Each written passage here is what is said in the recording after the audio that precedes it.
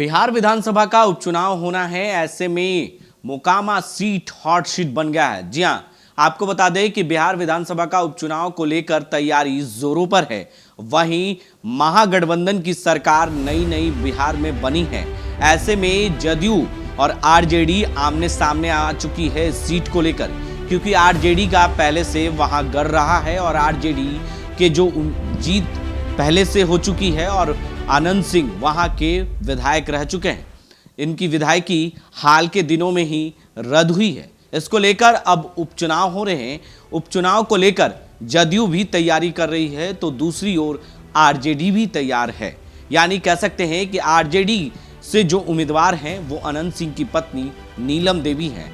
लेकिन आपको बता दें कि जदयू के भी उम्मीदवार खड़ा करने की संभावनाएं जताई जा रही है। लेकिन हाल के दिनों में ही महागठबंधन की सरकार बनी है। अब देखना होगा कि ये सीट को लेकर आरजेडी और जेडीयू कैसे जो है मैनेज करती है सीट को लेकर, क्योंकि पहले से ही आरजेडी के विधायक रह चुके आनंद सिंह बाहुबली विधायक वहां से हैं और उनकी पत्नी मैदान में उतर चुकी है प्रचार प्रसार को लेकर, और प्रचार प्रसार अभी से ही जोरों पर है और जल्द ही इसको लेकर उपचुनाव की तैयारी भी कर ली गई है, क्योंकि चुनाव होना है।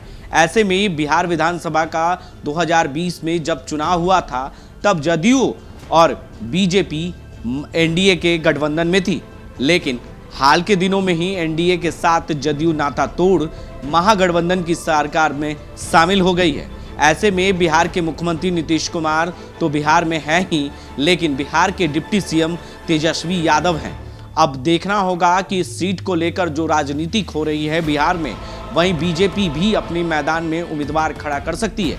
ये संभावनाएं जताई जा रही है, जिसको लेकर बाढ़ में बैठक भी हुई है। वहीं परशुराम पारस जो जिला अध्यक्ष हैं जदयू को, उन्होंने कहा कि जदयू यहाँ से चुनाव लड़ेगी। लेकिन बात यह है कि क्या आरजेडी इस सीट को छोड़ेगी, क्योंकि जिस तरीके से पहले से ही वहां से अनंत सिंह विधायक रह चुके हैं और कई बार वो जीत कर आ चुके हैं, क्योंकि 2 सालों से वो जेल में बंद हैं और उन्हें सजा याफ्ता कोर्ट ने सुनाया है, और इसको लेकर अब उनकी विधायकी रद्द कर दी गई है, जिसको लेकर उस सीट पर उपचुनाव होना है। ऐसे में अब उपचुनाव के मैदान में जो होने हैं विधानसभा के उपचुनाव, उसमें जेडीयू भी अपनी उम्मीदवार खड़ा करेगी, क्योंकि 2020 में वहां से नीरज कुमार जो जेडीयू के प्रवक्ता हैं वो मैदान में रह चुके हैं 2020 में, लेकिन उन्हें करारी हार मिली थी और अनंत सिंह वहां से निकलकर आरजेडी के टिकट पर जीत कर आए थे। लेकिन इस बार उपचुनाव हो रहे हैं और उपचुनाव में उनकी पत्नी नीलम देवी भी मैदान में है।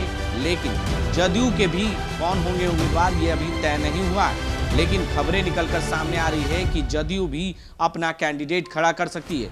तो दोनों पार्टियों के बीच जो सब कुछ ठीक चल रहा था, लेकिन अचानक उपचुनाव को लेकर मतभेद हो सकते हैं, ऐसी संभावनाएं जताई जा रही है। लेकिन उसको लेकर परशुराम पारस जो जिला अध्यक्ष हैं बाढ़ के जदयू के, उन्होंने इस मामले में क्या कुछ कहा है, पहले वो आप जरा सुनिए।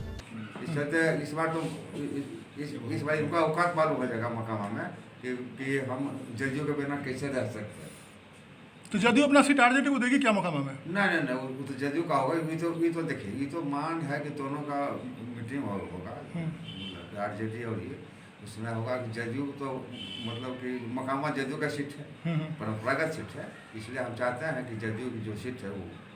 तो फिर नीलम देवी कहाँ से आएंगी? अब नीलम देवी कहाँ से आएंगी क्या पता है, वो तो वो जानेगा। नीलम देवी जानेगी, जदयू अपना सीट नहीं छोड़ेगा। हाँ, नहीं छोड़ेगा। तो आपने सुना कि किस तरीके से उन्होंने कहा कि जदयू अपना सीट नहीं छोड़ेगी, जदयू वहां से चुनाव लड़ेगी और बीजेपी को करारी हार का सामना भी कर सकता है। लेकिन आरजेडी से उन्होंने सवाल जब पूछे गए तो आरजेडी को लेकर उन्होंने जवाब नहीं दिया, लेकिन ये जरूर कहा कि जदयू की सीट रह चुकी है और जदयू यहां से चुनाव लड़ेगी। अब इसको लेकर आरजेडी और जेडीयू जो है आमने सामने हो चुकी है। अब देखना होगा कि इसको लेकर किस तरीके से बिहार के डिप्टी सीएम तेजस्वी यादव इसको कैसे जो है पार्टी को किसके उम्मीदवार खड़ा करते हैं, किस खाते में जाती है महागठबंधन के, ये तो आने वाला वक्त ही बता पाएगा। कमेंट कर जरूर बताएंगे कि क्या आरजेडी के उम्मीदवार होना चाहिए या जेडीयू के। ये कमेंट का इंतजार जरूर रहेगा। ऐसे ही तमाम खबरों के लिए आप बने रहें देश न्यूज के साथ और देखते रहें देश न्यूज।